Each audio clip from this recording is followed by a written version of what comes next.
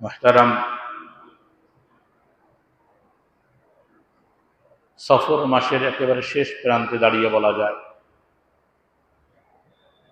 আমরা আগামী মাসেই আর 7-8 দিন পরেই আমরা রবিউল আউয়ালে প্রবেশ করব।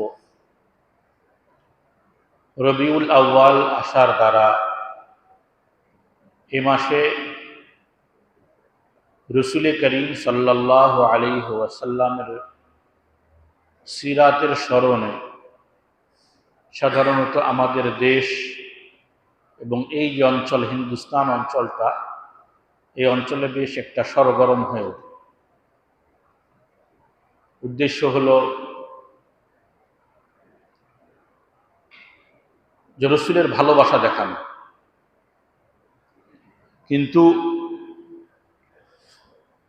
রসুলের প্রতি যে ভালোবাসা, এই ভালোবাসার দেখানোর মেয়ার কি, মাপ কি, এই সম্পর্কে আমাদের তেমন কোনো খবর নাই। আমরা যে কোনো একটা বিষয় যেটা আমাদের জন্য আনন্দ হতে পারে, উপভোগ্য হতে পারে, এমন কোনো বিষয়কেই আমরা রসুলের ভালোবাসার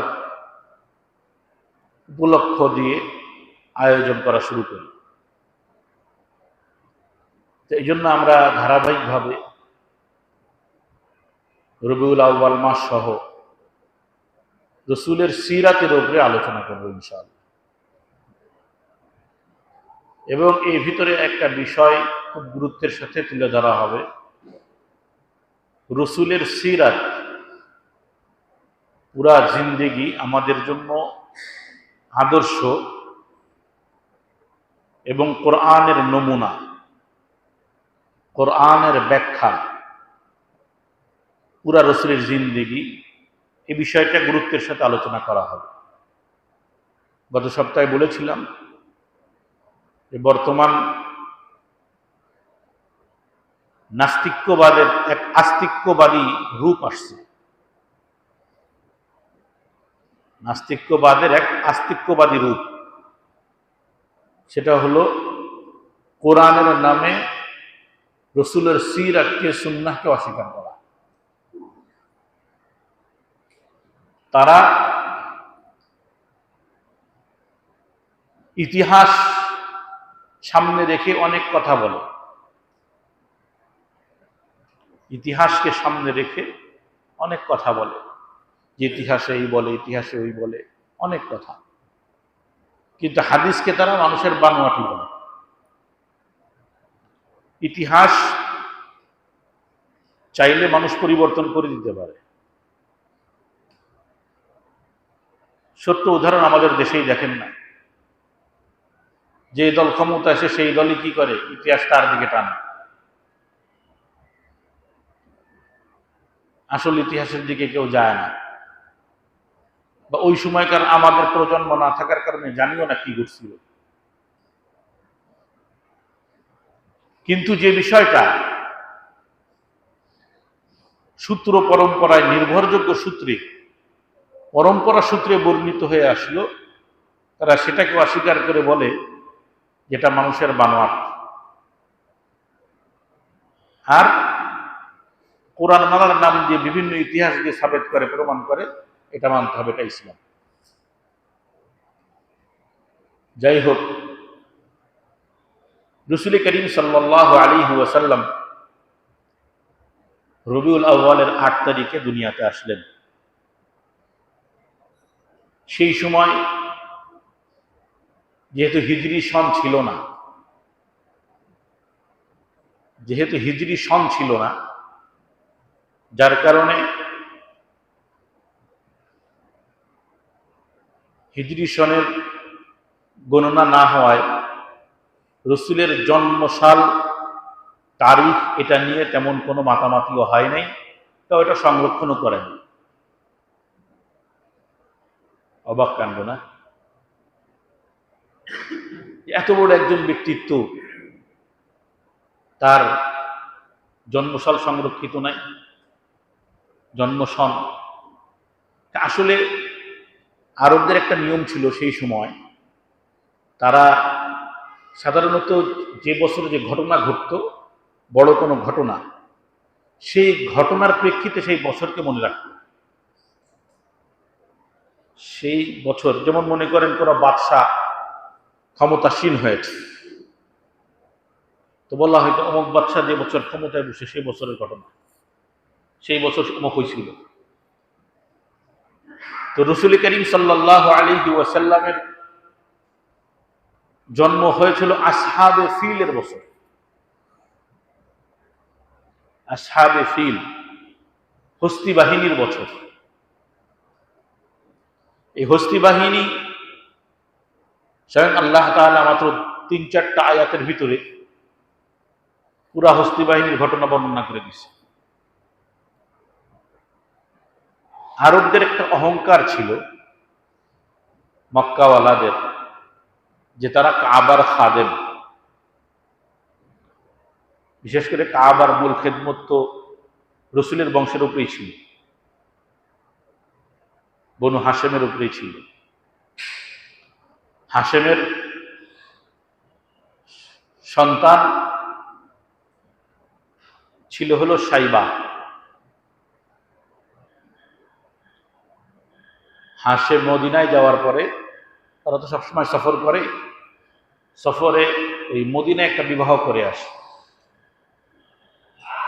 এই মদিনায় যে বিবাহটা করে, এখানে একটা সন্তান হয়, সেই সন্তানের নাম সাইবা।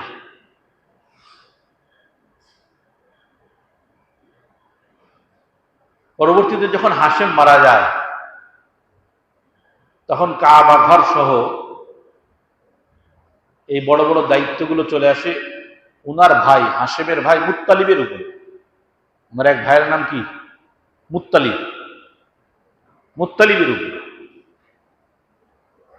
মুত্তালিব দায়িত্ব নেওয়ার পরে হাশেমের কোনো সন্তান নাই। খবর নিয়ে দেখে সে মদিনায় একটা বিবাহ করে আসছে এবং সেখানে একটা ছেলে হয়েছে। তখন 10 বছর পার হয়ে গেছে, সাইবার বয়স 10 বছর। আরবদের বংশগত কিছু অহংকার ছিল, যে আমার ভাতিজা, আমাদের বংশ মদিনায় রয়ে যাবে, চাষবাসা যারা করে এদের মধ্যে, তারা ব্যবসায়ী, তাদের অহংকার ছিল, তারা বংশীয়। তো সে রওনা করছে মদিনায়, যায় সাইবাকে উঠাই নিচ্ছে, চলো নিয়া, তোমার এটার জায়গা না, তোমার জায়গা আরো বড় জায়গা, তোমার জন্য বাদশাহী অপেক্ষা করছে, বাদশাহের মসনদ অপেক্ষা করছে। বাচ্চা তো যাবে না, একটু খেলাধুলা, গায়ে ময়লা, খেলাধুলা করতেছি। তো তার মাকে যখন বলা হয়েছে, মা ছাড়বে না, তুমি কি মিয়া কিরা এসে নিয়ে যেতেছি, তো বলতেছি তোমার সন্তানকে তার বাদশাহীতে নিয়ে যেতেছি। সে মক্কার প্রধান সর্দার হয়, যা তার বাবা ছিল, দুনিয়ার থেকে বিদায় নিয়ে চলে গেছে। তখন তার মা ছেড়ে দিচ্ছে। এখন উটের পিছে করে যখন নিয়ে আসতেছে, তখন তো অগোছালো ময়লা ছিল, যেহেতু রাস্তাতে ধরে নিয়ে চলে এসেছে, নানা বাড়ে ঢুকতেও দেয়নি। আর সবাই মনে করছে মুত্তালিবে গোলাম নিয়ে আসছে। তো সবাই বলতেছে খুব সুন্দর, দেখতে খুব সুন্দর ছিল, যে আব্দুল মুত্তালিব, আব্দুল মুত্তালিব মানে মুত্তালিবের গোলাম। এই সাইবা হলো আব্দুল মুত্তালিব, রসুলের দাদা। তার নাম মূলত সাইবা, নাম হয়ে গেল আব্দুল মুত্তালিব। চাচার সাথে আসছে, সবাই মনে করছে চাচার গোলাম। উনি বলছে না, এটা আমার গোলাম না, এটা আমার ভাতিজা, ওয়ারিস, এই কাবার দেখভালের ওয়ারিস সে। পরবর্তীতে যৌবনে চলন্ত অবস্থায় তার চাচা মুত্তালিব চলে যায় এবং সাইবা বা আব্দুল মুত্তালিবের দায়িত্বে এসে যায় কাবা এবং কাবার আশপাশ। আল্লাহু আকবার। খুব ভারত্বওয়ালা লোক ছিল, খুব ভারী লোক ছিল, রবওয়ালা লোক ছিল, সবাই তাকে মান দিয়ে চলত। আত্মমর্যাদাশীল একজন ব্যক্তি ছিল সে। স্বপ্ন দেখলো জমজম কূপ খনন করতে হবে, কারণ এই যে অনেক আগে নষ্ট হয়ে গেছে, ভেবে পড়ে গেছে। তো স্বপ্ন দেখে সে খোঁজা শুরু করছে। প্রথমে তো কেউ অগ্রাহ্য করে না, কি শুরু করছে। এরপরে যখন আস্তে আস্তে অস্তিত্ব পাওয়া গেছে, এখন সবাই মিলে পায় না আমরাও আছি তোমার সাথে, বুঝছে না স্বপ্ন যখন আল্লাহ আমাকে দেখাইছে জমজম কূপ আমি খনন করব। তো মক্কাওয়ালারা মানবে না, কারণ অন্য অন্য বংশ আছে, তারা তো ক্রেডিট দিতে যায়। তো সেই জামানার কিছু মহিলা গণক ছিল, তারা গণনা দিয়ে ফাইসালা দিত। তো তাদের কাছে গেছে, তার কাছে যাবে, অমুক এলাকায় এক মহিলা আছে, চলো যাই, তার কাছ থেকে ফাইসালা আনি, আব্দুল মুত্তালিবকে একাই ফজিলত নিয়ে দিতে দেওয়া যাবে। তো মহিলার কাছে যাওয়ার পথে এমন এমন কিছু অঘটন ঘটছে, তো এরা বুঝে ফেলাইছে যে না, বিপদ আছে, দরকার নেই, আব্দুল মুত্তালিব একা করতেছে, একাই করুক। ওই কূপ খনন করার পরে আব্দুল মুত্তালিব নিয়ত করছিল, আল্লাহ তুমি যদি আমাকে 10টা সন্তান দাও, তো একটা সন্তানকে আমি কাবার জন্য উৎসর্গ করবো, জবাই করবো, এক সন্তানকে।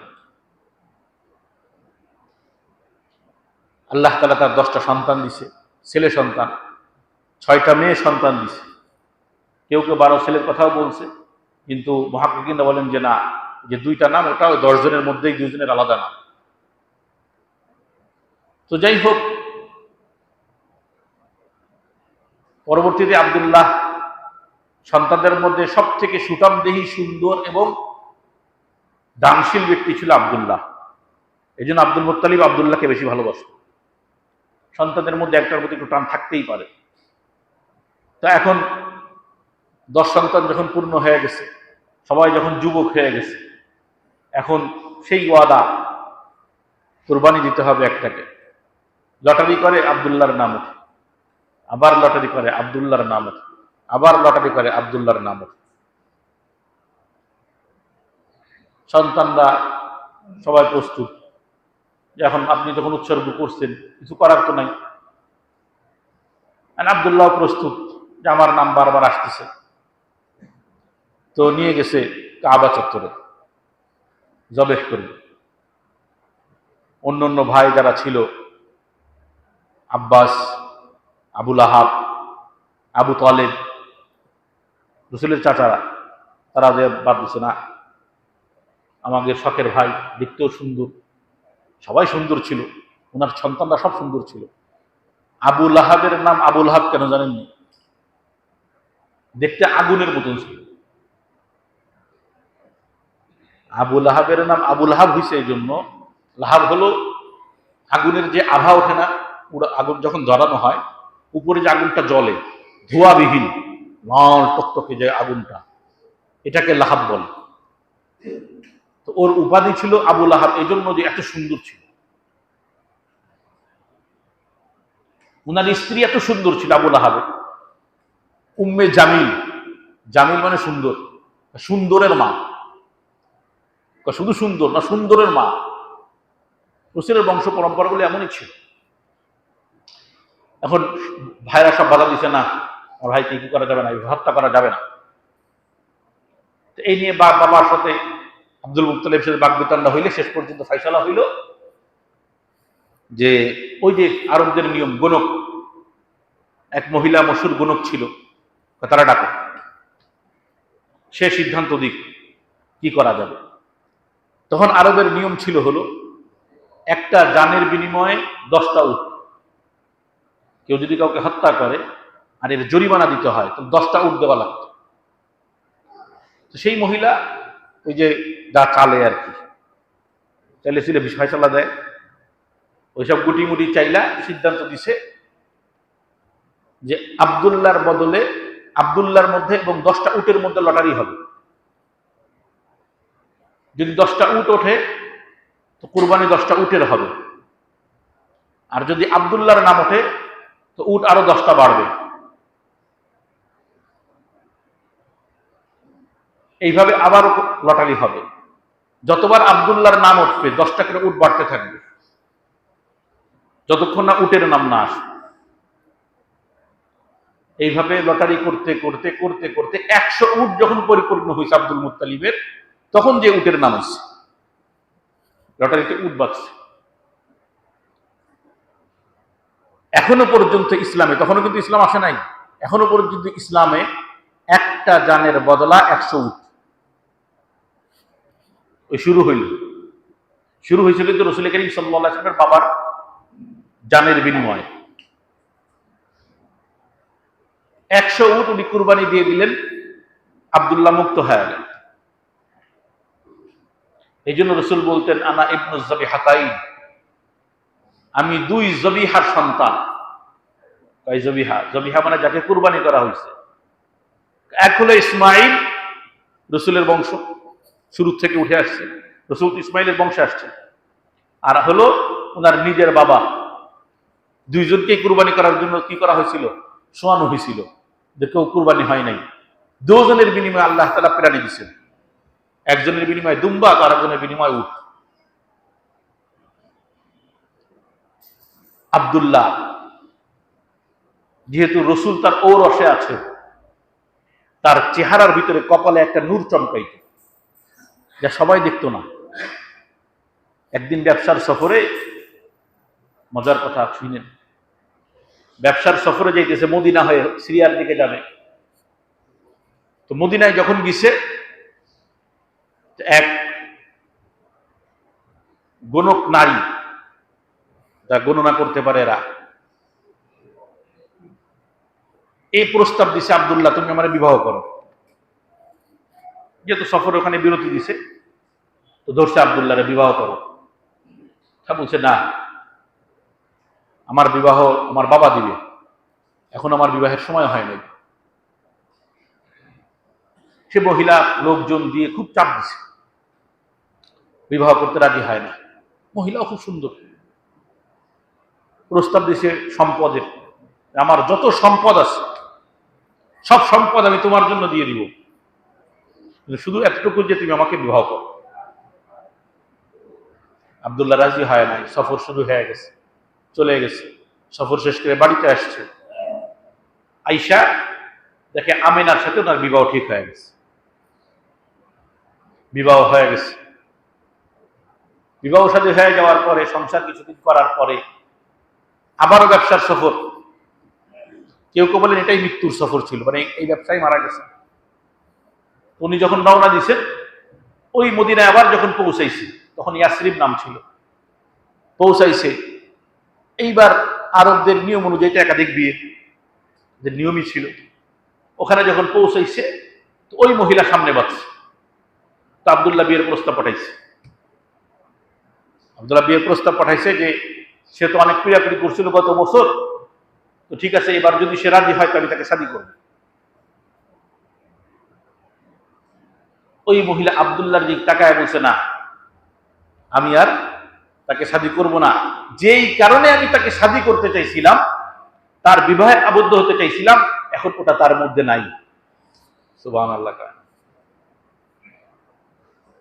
আমি তার কপালে একটা নূর দেখেছিলাম, আমি বুঝেছিলাম তার ঔরসে এমন কিছু আসছে যেটা পুরা দুনিয়ায় আলো ছড়াবে।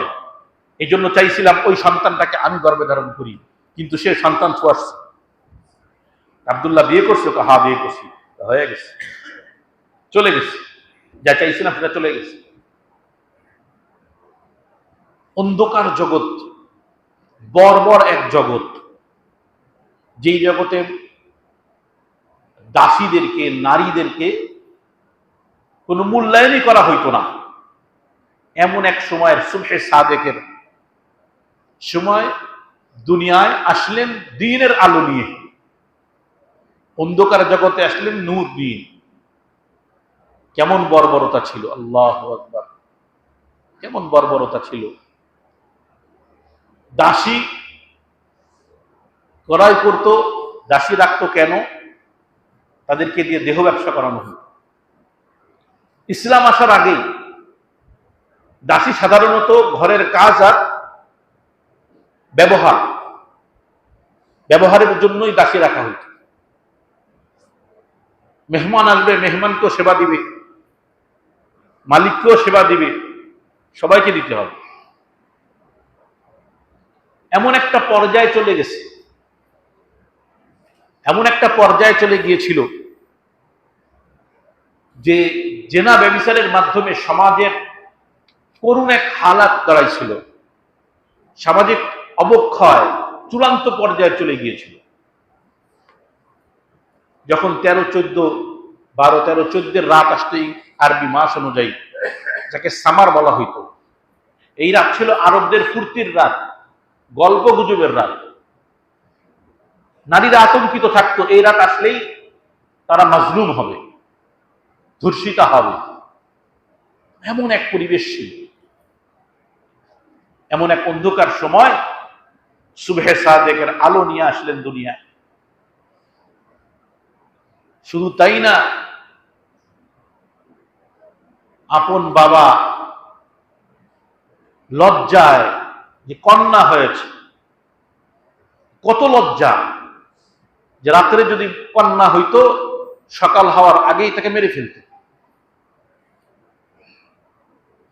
সকাল হওয়ার আগেই তারা মেরে ফেলত। কেন? কি করে মানুষকে বলবো যে আমার কন্যা হয়েছে? আমরা হয়তো মনে করছি যে আমরা সেই সব অসভ্যতার জগতে নাই, কিন্তু খবর নিয়ে দেখেন কত বাপ মা পরীক্ষা করে যখন দেখে গর্ভের সন্তান ভ্রূণ, কন্যা হওয়ার সম্ভাবনা বেশি, তো নষ্ট করে দেয়। বর্তমান জমানায় নষ্ট করে দেয়।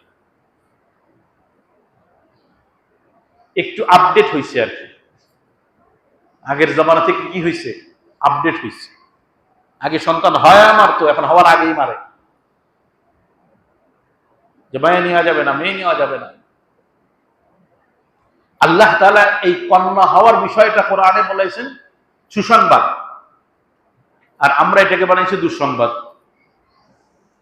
কাফেরদের বর্ণনা যখন দিতেছেন যে আরবের অন্ধকার সময়ের জগৎটা কেমন ছিল, অন্ধকার জগতের সময়টা কেমন ছিল, আল্লাহ তাআলা একটা বর্ণনা দিতেছেন মাত্র, যে সামাজিক অধঃপতন কোথায় গিয়েছিল, কোন সময় আল্লাহ তার হাবিবকে পাঠাইছেন। وَإِذَا بُشِّرَ أَحَدُهُم بِالْأُنثَى ظَلَّ وَجْهُهُ مُسْوَدًّا وَهُوَ كَظِيمٌ। যখন তাদের সামনে কন্যা সন্তানের সুসংবাদ দেওয়া হইতো, বুশিরা আহাদুহুম বিল উনসা, কন্যা হয়েছে তোমার, এই সংবাদ সুসংবাদ দেওয়া হইতো, তো চেহারা কালো হয়ে যাইত, বিমর্ষ হয়ে যাইত, যে আমার কন্যা সন্তান হয়েছে। অহুয়া কাযীম, মনোকষ্টে ভুগত, যে হায় হায় কন্যা হয়েছে, কি করবে ও আমার, কি করবে, বুঝা হয়ে যাবে আমার জন্য। আরেকজন পুরুষের কাছে চলে যেতে হবে, পুরুষটাকে যেমনি ইচ্ছা তেমনি ব্যবহার করবে। এই লজ্জা আর খরচ, মেয়েদের উপরে খরচ বেশি, তাদের একটাই ছিল, বিবাহ দিতে গেলে পণ দিতে হইতো। খেলায় পড়তো, মেয়ে হয়েছে কেন, বিপদে তোমার, এখন মেয়ে দিতে গেলে উল্টা পণ দিবা। যৌতুক, যৌতুক, বর্তমান তো যৌতুক আম হয়ে যাচ্ছে অনেকটা। কেউ ঘোষণা দিয়ে নেয়, দাবি করে নেয়, কেউ দাবি ছাড়া নেয়, কেউ ঘোষণা ছাড়া নেয়, কেউ ঘোষণা দিয়ে নেয়। ঘোষণা দিলে যৌতুক কয়, আর ঘোষণা না দিলে কেউ হাদিয়া দিছে। কি দিছে? শ্বশুর বাড়িতে হাদিয়া পাঠাইছে। মোটরসাইকেলটা যদি শ্বশুর বাড়িতে না আসতো তো চেহারার দিক তাকানো যেত না। চাই নাই একবারও, একবারও চাই নাই শ্বশুর বাড়ির থেকে মোটরসাইকেলটা দাও, টেলিভিশন ফ্রিজ দাও, কুরবানির সময় একটা গরু কিনে ভাড়ায় দাও, একবারও মুখে বলে নাই, কিন্তু চেহারার দিকে আর তাকানো যায় না। তো চায়া যৌতুক নেওয়া আর না চায়া যৌতুক নেওয়া একই জিনিস, একই জিনিস। তো মেয়ে বোঝা হয়ে গেল তাদের কাছে। যখন তাদেরকে কন্যা সন্তানের জন্মে সুসংবাদ দেওয়া হয়, মনোকষ্টের চেহারা বিবর্ণ হয়ে যাইত। কি করবে?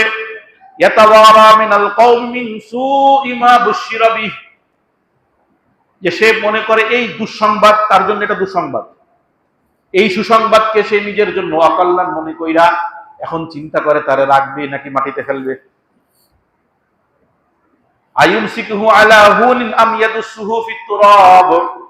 এই লাঞ্ছনা নিয়েই কি সে দুনিয়াতে থাকবে, নাকি এই কন্যাকে মাটির ভিতরে পুঁতে ফেলাবে? আল্লাহ নিজে বর্ণনা দিতেছেন যে কত খতরনাক অবস্থা ছিল।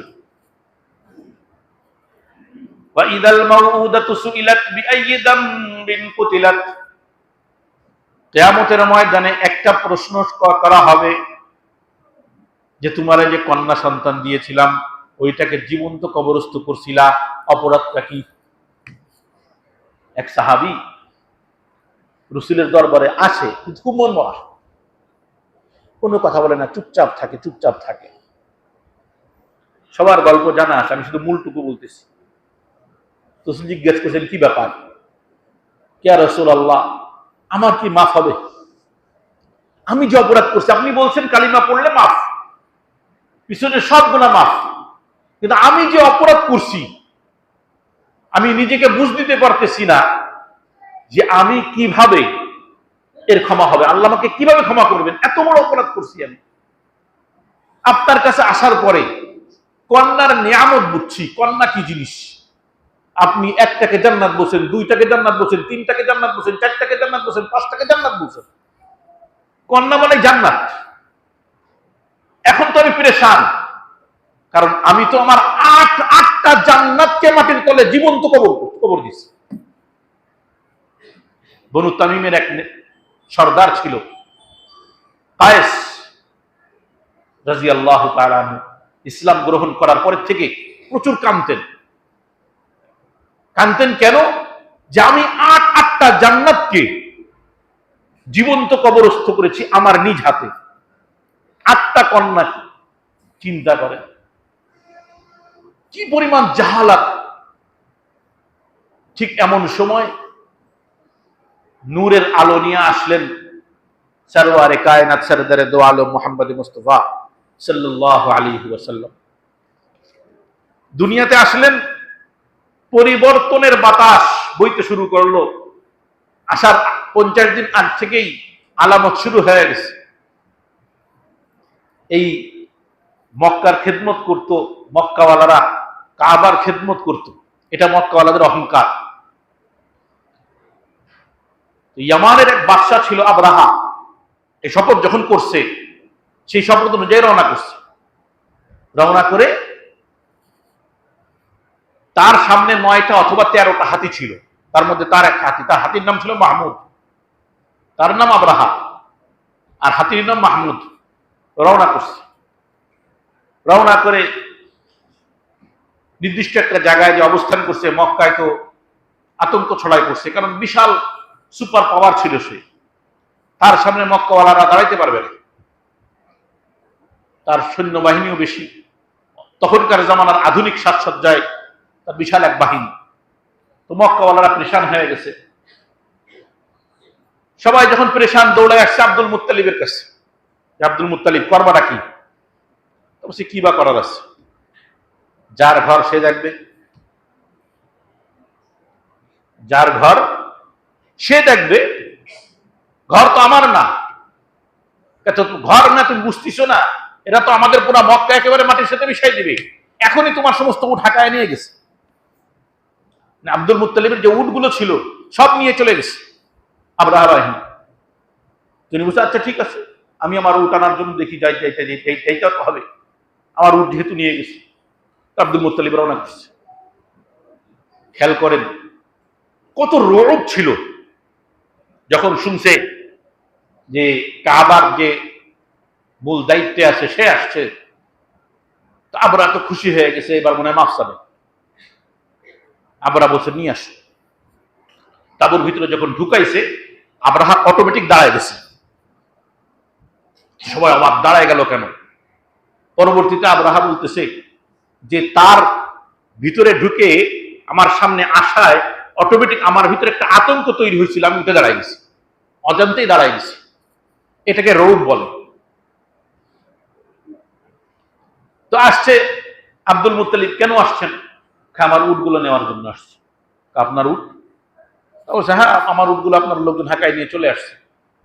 তো বলছে, আমি তো আসছি আপনার ঘর ভাঙতে। বলছে, ওটা তো আমার ঘর না। এটা তো কার না?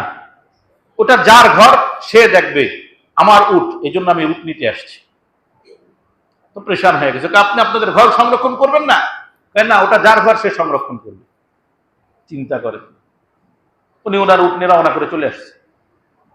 আব্রাহা বাহিনী যখন মিনা এবং মুজদালেফা পার হয়ে মিনা আর মুজদালেফা ওয়াদিয়ে মুহাসসাব এই অঞ্চলে যখন আসছে, তার হাতি বসে গেছে।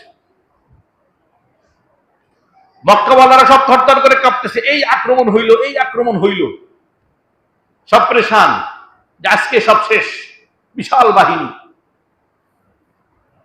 এমন সময় হাতি আর সামনে যায় না, বসে গেছে। বহুত ঠেলাঠেলি হয়, কাজ হয় না। হাতিকে উঠায়া পিছন দিকে টানলে চলে আসে, ডান দিকে গেলে চলে যায়, বাম দিকে গেলে যায়, সামনে আর যায় না। এ ওয়াদিয়ে মুহাসসারে থাকা অবস্থায় আল্লাহ তাআলা এক ঝাঁক পাখি পাঠাইলেন। চড়ুই পাখি থেকে একটু ছোট বা বড়, ছোট না বড়, সামান্য একটু বড়। আমাদের মধ্যে মশহুর হলো আবাবিল পাখি। না, আবাবিল পাখি না। আবাবিল অর্থ হলো ঝাঁকে ঝাঁকে পাখি। তায়রান আবাবিল, ঝাঁকে ঝাঁকে, দলে দলে পাখি আছে। এটা একটা বহুবচন শব্দ। কেউ বলছেন এর এক বচনই হয় না। আচ্ছা না, ইব্বিলুন এর এক বচন শব্দ। আল্লাহ তাআলা পাখি পাঠাইলেন। প্রত্যেক পাখির কাছে 3টা করে ইট ছিল। ইট আমাদের যে ইট, পোড়া মাটির ইট, এই ইটের খোয়া মসুরির ডাল থেকে বড়, ছোলা থেকে ছোট, একটা ঠোঁটে, দুই পায়ে। এটা এসে তাদের উপরে শুধু ইটগুলো ছেড়ে দিয়েছে। শিরস্থান ভেদ করে, শরীর ভেদ করে, হাতি ভেদ করে, যাদের ঘোড়া ছিল ঘোড়া ভেদ করে নিচে দিয়ে পড়ছে। পুরা বাহিনী ধ্বংস হয়ে গেছে। আব্রাহা কোনো মতে বেঁচে সিনাই এলাকা পর্যন্ত পৌঁছাইছিল। এরপরে সেখানে সে মৃত্যুবরণ করছে।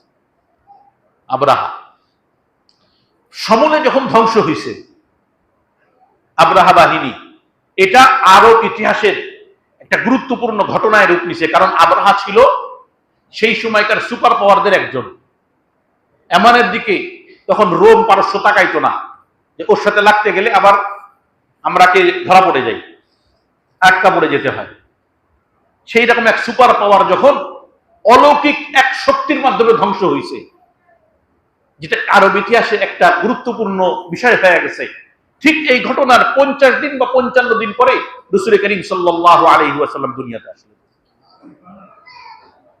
এজন্য রাসূলের জন্মের তারিখটা এভাবেই বলা হয় যে আসহাবে ফিলের বছর রাসূল জন্মগ্রহণ করছেন। যে বছর হস্তি বাহিনীর ঘটনা ঘটেছিল সেই বছর। কারণ সেই সময় বছর গণনা এভাবে হইতো না, মানে হিজরতের গণনা তো আরো পরের থেকে শুরু হয়েছে। এই জন্য অনেকেই একথা বলেন যে আল্লাহ তাআলা কেন ওই সময় কাবাকে রক্ষা করলেন? কারণ কাবায় তো মূর্তি ছিল, হিন্দুদের দখলে ছিল। আমাদের অনেক আলোচকরা বলে ফেলেন যে ওই সময় কি করছে, আল্লাহ তাআলা হিন্দুদের মূর্তিগুলোকে হেফাজত করছে। নাউজুবিল্লাহ। না, মূর্তিদেরকে যদি হেফাজত করতেন তো রাসূল এসে মূর্তি ভাঙলেন কেন? আল্লাহ তাআলা কাবাকে হেফাজত করছেন এই জন্য যে, উদাহরণস্বরূপ মসজিদ, এটা কার ঘর? কার ঘর? আপনি এখানে এসে যদি মদ খান, তাহলে মসজিদের দোষ না আপনার দোষ? আমার কথা বুঝেন নাই। এসে এখানে মদ খাইতেছেন, আকাম কুকাম করতেছেন, মোবাইল টিপতেছেন, যে মোবাইলে নষ্টামি চলতেছে, এই দোষটা কি মসজিদের সমস্যা নাকি আমার সমস্যা? এখন ইউনূস সাহেব বলতেছে মসজিদের মধ্যে এই সমস্ত কাজ হয়, ভেঙে দাও মসজিদ, হবে নি। আমার কথা বুঝে আসে নাই? তো এখানে তারা অন্যায় করেছে, কিন্তু কাবা ঘরটা তো প্রকৃতপক্ষে কার ঘর? আল্লাহর ঘর। স্বয়ং আল্লাহর নির্দেশে এই ঘর বানানো হয়েছিল এবং দ্বিতীয়বার আবার ইব্রাহিম আলাইহিস সালাম বানাইছেন। তো এই ঘর তো আল্লাহর ঘর, তো আল্লাহ হেফাজত করছে। কারণ এই তো সময় হয়ে গেছে আল্লাহর হাবিব আসার, তখনও তো গর্বে আছেন যে এই কাবার মালিক বনে যাবেন। এই কাবার মালিক বনে যাবেন যেই রাত্রে জন্মগ্রহণ করছে। খুব মজার কথা, যেই রাত্রে জন্মগ্রহণ করছে ঠিক মক্কায় ওই দিন এক ইহুদি ছিল, ব্যবসার জন্য আসছে। তো সে হঠাৎ সকালে উঠে এক মজলিসে যায় বলতেছে, তোমাদের এলাকায় কি কোনো সন্তান জন্ম হয়েছে? তোমাদের এলাকায় কি কোনো বাচ্চার জন্ম হয়েছে? বলছেন না, আমরা তো বলতে পারি না। কেন? আমি আকাশে ওই তারকা দেখেছি যেই তারকা শেষ নবীর আলামত। তোমরা খবর নাও, তোমাদের এই মক্কা নগরীতে কোনো সন্তান জন্ম হয়েছে। সবাই মিলে খবর নিয়ে দেখছে যে মৃত আব্দুল্লাহর ঘরে একটা সন্তান হয়েছে। এই কথা শুনে ইহুদি বলতেছে, আমাকে সেখানে নিয়ে যাও,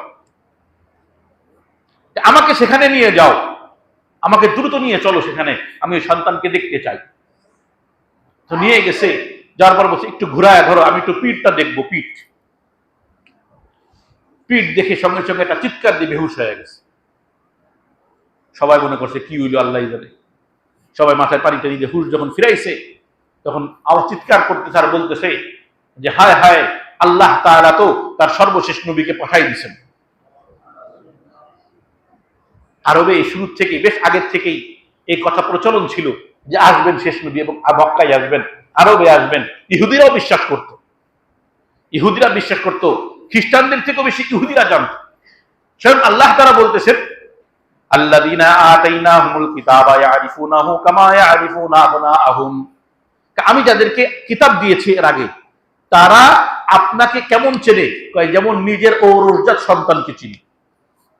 চিন্তা করেন তুলনাটা করছে যে আপনার ঘরের সন্তান, আপনার আপন সন্তান, এই সন্তানকে যেভাবে আপনি চিনেন, কোনো ভুল হওয়ার সুযোগ নাই। আল্লাহর হাবিবকে তারা এইভাবে চিনত। একটা তারকা দেখে বুঝে ফেলছে শেষ নবী আজকে রাত্রে এসে গেছে। এখন বলতেছে তারে দেখতে চাই। সবাই মিলে বসে, মিয়া বেহুশ হলে কেন? আমি তার পিঠের ভিতরে শেষ নবীর ওই সিলমোহরটা দেখতে পেরেছিলাম এবং বুঝে খেয়েছিলাম আজ থেকে আমাদের ধর্ম, খ্রিস্টান ধর্ম সব শেষ, সব পরিসমাপ্তি ঘটে গেছে। এবং হে আরবওয়ালারা শুনে রাখো, হে মক্কাওয়ালারা শুনে রাখো, এই নবজাতক তোমাদের বিরুদ্ধে এমন এক অভিযান পরিচালনা করবে, এই নবজাতক তোমাদের বিরুদ্ধে এমন এক অভিযান পরিচালনা করবে, পূর্ব পশ্চিম সারা বিশ্বে এই অভিযান মশহুর হয়ে যাবে। মক্কা বিজয়, বদরেরটা কেউ বলছেন বদর, কেউ বলছেন মক্কা বিজয়। কারণ মক্কা বিজয়ের মাধ্যমে পরিপূর্ণরূপে বিজয় হয়ে গেছিল। এই জন্য তোমরা সতর্ক হও এই নবজাতকের ব্যাপারে। রাসূল করিম সাল্লাল্লাহু আলাইহি ওয়াসাল্লাম আসছিলেন যখন, আসার সময়ে দুনিয়ার ভিতরে এমন কিছু পরিবর্তন দেখা গিয়েছিল। ইনশাআল্লাহ আগামী সপ্তাহে কিছু বলে আমার মূল কথায় ঢুকে যাব।